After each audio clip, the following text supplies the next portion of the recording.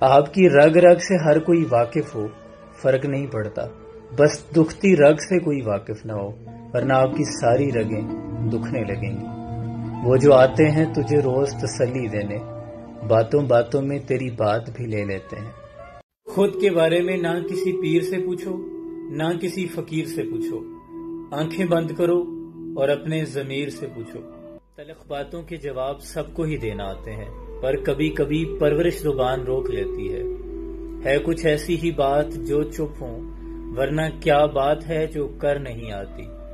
ادب کی بات ہے ورنہ منیر سوچو تو، جو سن سکتا ہے وہ بول بھی سکتا ہے۔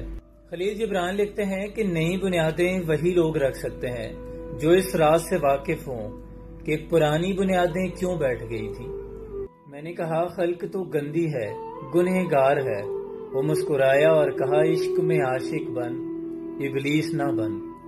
جب اللہ راضی ہوتا ہے نا تو بندے کو اپنے عیبوں کا پتہ چلنا شروع ہو جاتا ہے، اور یہ اس کی رحمت کی سب سے پہلی نشانی ہے۔ آپ لوگ بھی جانتے ہیں کہ گلاب کے پودے پہ پھول کم اور کانٹے زیادہ ہوتے ہیں، لیکن پھر بھی ہم اسے کانٹوں کا پودا نہیں کہتے، اسے گلاب کا پودا کہتے ہیں۔ وہ اس لیے کیونکہ پھول اپنی خوبصورتی، اپنے رنگ اور اپنی خوشبو کی وجہ سے کانٹوں پر زیادہ نمایاں ہوتا ہے۔ بالکل اسی طرح ہر انسان میں خوبیاں بھی موجود ہیں اور خامیاں بھی موجود ہیں۔ اپنی خوبیوں کو اتنا پختہ کیجئے، ان میں اتنا نکھار پیدا کیجئے کہ لوگ آپ کی خوبیوں سے اس درجہ فائدہ حاصل کریں کہ آپ کی خامیوں کو بھول جائیں۔ صوفیاء کہتے ہیں کہ پتر جو کانٹا نہیں بنتے بالآخر وہ گلاب بن ہی جاتے ہیں۔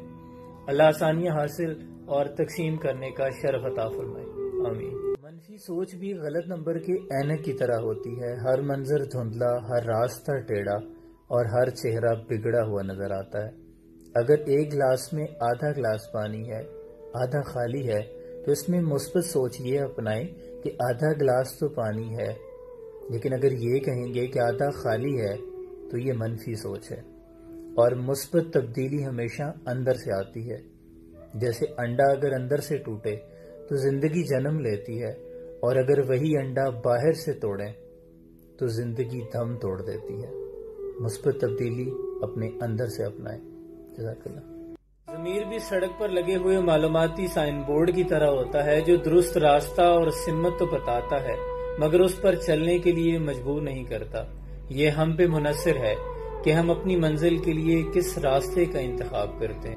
حضرت بابا فرید گنج شکر رحمت اللہ علیہ جب بھی کسی کو دعا دیتے تو یہی فرماتے، جا تجھے عشق ہو جڑے محرم راز حقیقتاں دے، اور راز حقیقت نو کھول دے نہیں، جنہ نہیں ویکھیا او تے کرن گلاں، جنہ ویکھ لیا او تے بول دے نہیں۔